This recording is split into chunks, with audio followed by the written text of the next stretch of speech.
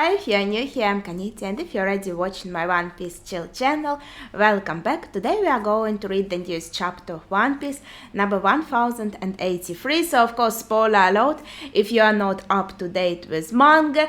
And I'm sorry, I have a cold, so if I have trouble reading it, I'm very sorry. But I'm really excited for this chapter, so let's see what it has. Let's go. So it's called The Truth About That Day. Well, it's very exciting. And we have as it's probably about Marijoa, right? Cover request by Mikuro. The flamingo tending to a fallen chick and making a nest with his coat. Oh my god, that's so damn cute. Oh, he even has a band-aid for it. Oh, that's adorable. That's so unlike him. How though? Okay, I guess. Yeah, it could happen. And it's just a cover request, but yeah, it is very cute. So the chapter itself, what did Sabo see? Kamabaka Kingdom. We accomplished everything we set out to do, Sabo is explaining. All three objectives were taken care of.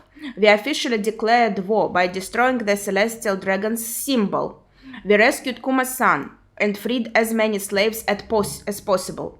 Finally, we managed to find and destroy the Holy Land's food reserves. Oh, that's really cool. So what was the fallout?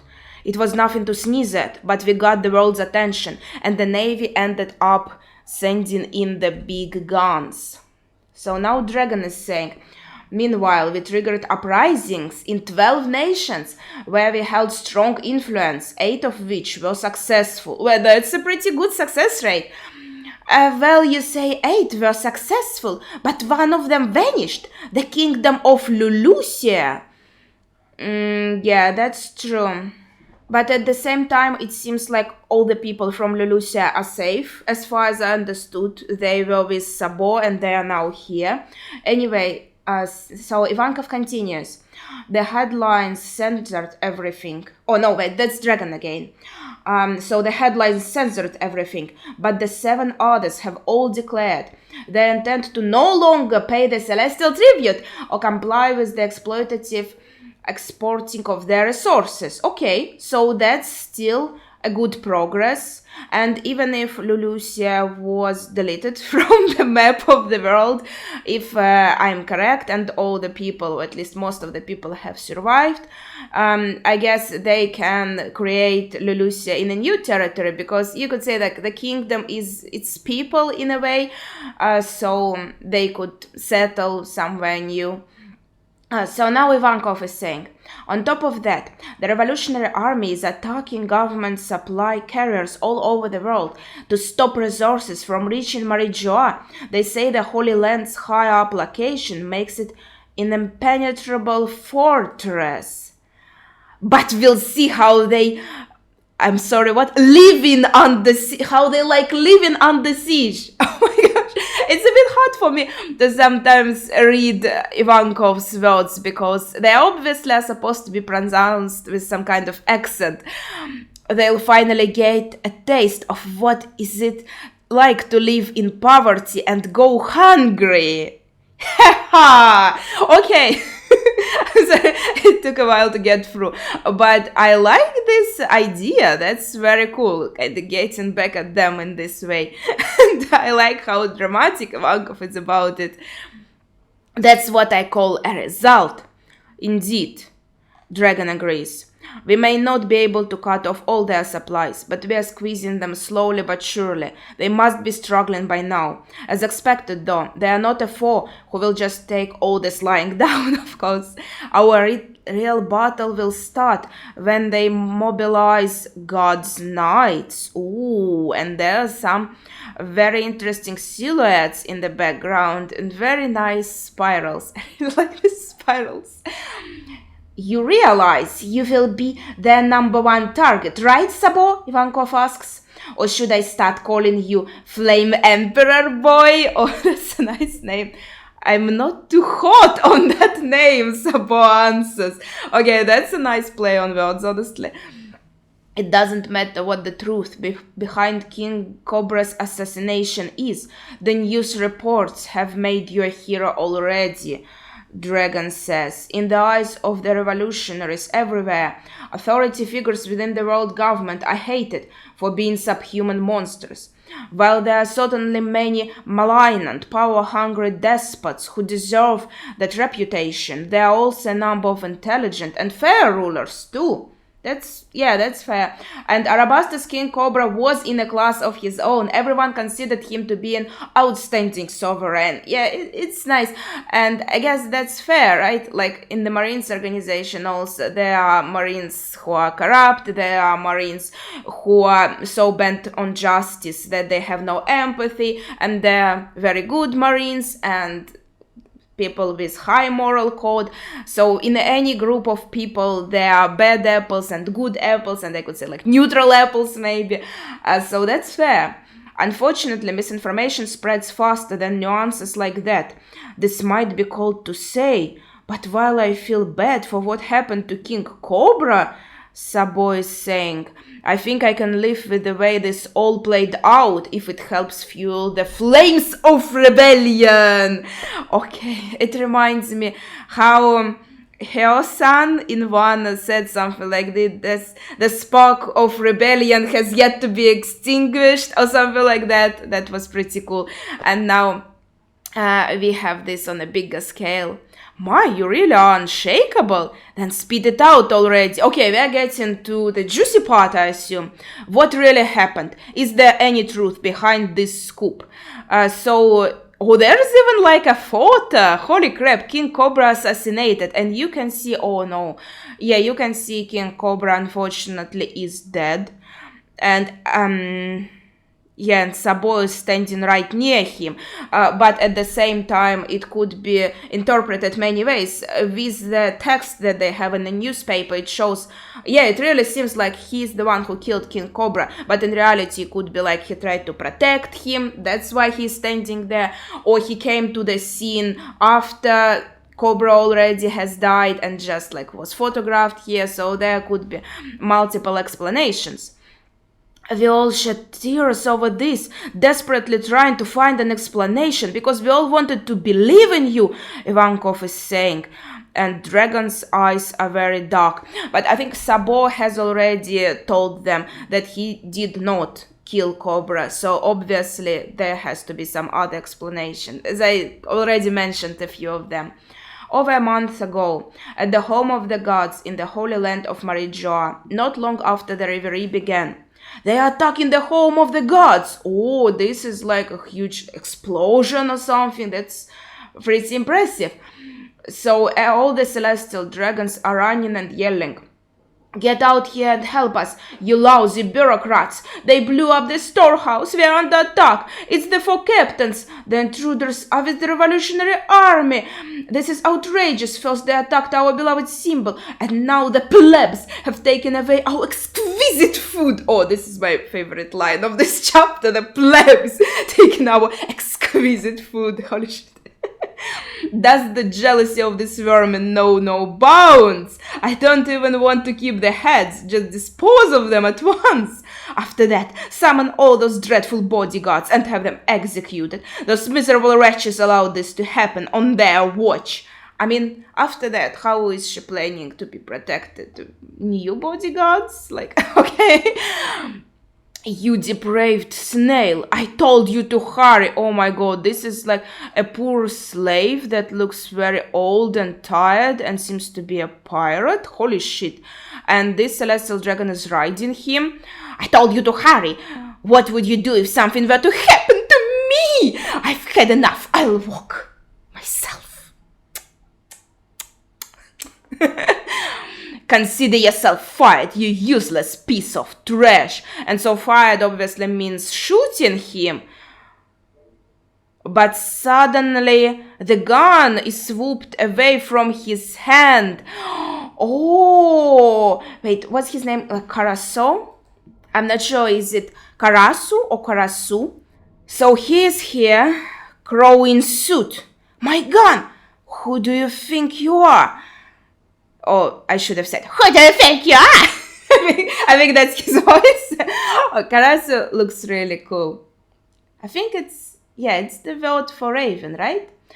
escaped to the east of the city.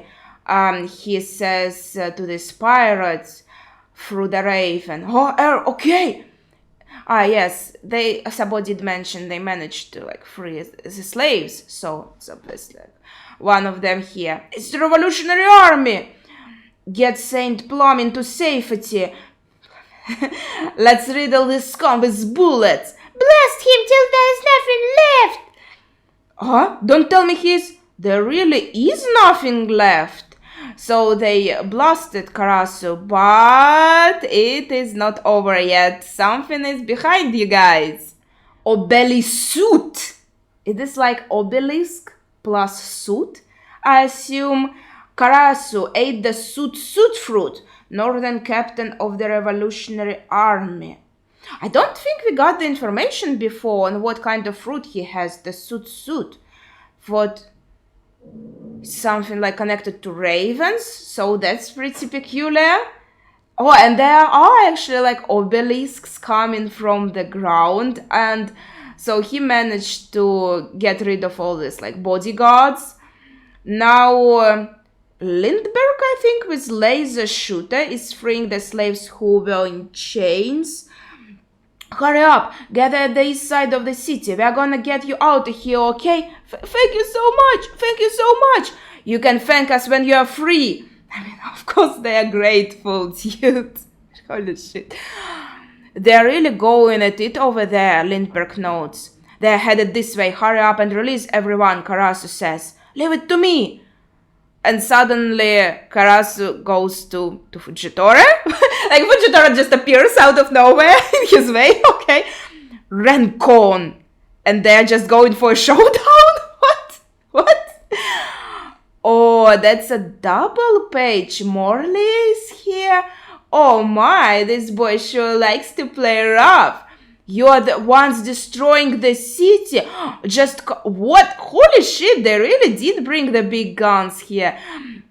Just cough up where your leader went off to. You shouldn't sniff around and stalk people, you dirty little perv. Okay. You're as bad as him. Watch where you're swinging. Rukagyu, you bastard. I'll see to it that you hang if any of us get hurt. Damn, it's impossible to fight here. Get out of the way already. Oof. Fujitora, what do you think you are doing? I'm calling a meteor strike. Don't be an idiot! That's a terrible idea! There are two admirals here. Yes, and the captains of Revolutionary Army are going against the admirals. That's super cool.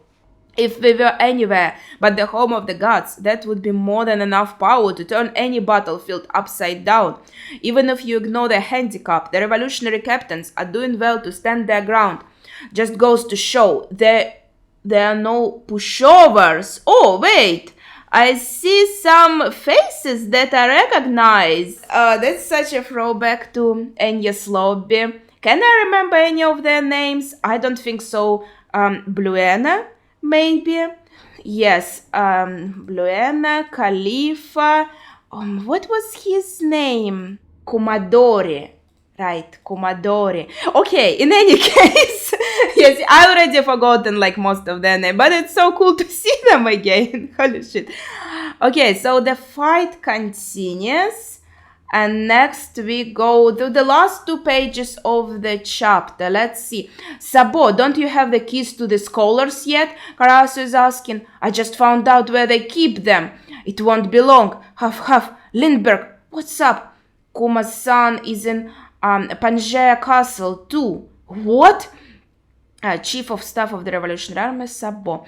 I just spotted him with that dumb father and son saint duo, Roseworth and Charlos, our favorite Charlos. They must still be looking to get revenge for that thing we heard about at the public courtyard. What the hell? Oh, I'll make her my pet. He's talking about Shirahoshi. He hasn't given up on getting Shirahoshi. Yes, exactly. Oh, poor Kuma. Holy shit. I feel so bad for him. Look at him. He looks... Oh my god. I won't forgive them for using Kuma-san like this. Yeah, we won't let them get away with it. Morley, make sure everything is ready. Okie dokie. Shirahoshi is I think is also like talking to them. Is she also working with this was here is implied. And Bonnie is also running. Huff, huff, further. Okay, last page. Let's see. Can't you buzz off? I'd rather have Vice Admiral Garp's help, Vivi is saying to Lucci. Don't worry, we'll protect you. Like you protected Shirahoshi? Oh wait, you didn't. And that creep is definitely going to target her again. I'm afraid only King Cobra has been permitted an audience with the 5 elders. But... okay, now we go to a different scene with Cobra, Chaka and Pell. And so only Cobra is going to that meeting and them are staying outside, obviously. And now we see Cobra in his wheelchair and he is saying, this won't take long, and it would be tedious for you to wait outside. It would be a much better use of your time to look out for Vivi. She's always been a mischievous one. You can't let her out of your sight for a second. What's the purpose of this meeting? And that is the end of the chapter. And obviously, he goes there alone, and then they kill him. That's it. We don't get the full lay down of everything that happened yet, so maybe we'll get more in the next chapter, but that's very exciting. I've been waiting for so long to learn finally what has happened at Reverie, so I'm super happy that we finally going to learn this. So yeah, that would be it for this chapter, I think. So please share your thoughts in the comments. We can discuss what happened in this chapter, but I think it will be even more interesting when we get the rest of the story. So I'll keep maybe my thoughts for that time, but please share yours, as I said, in the comments. That would be it for today. Thank you for watching and see ya!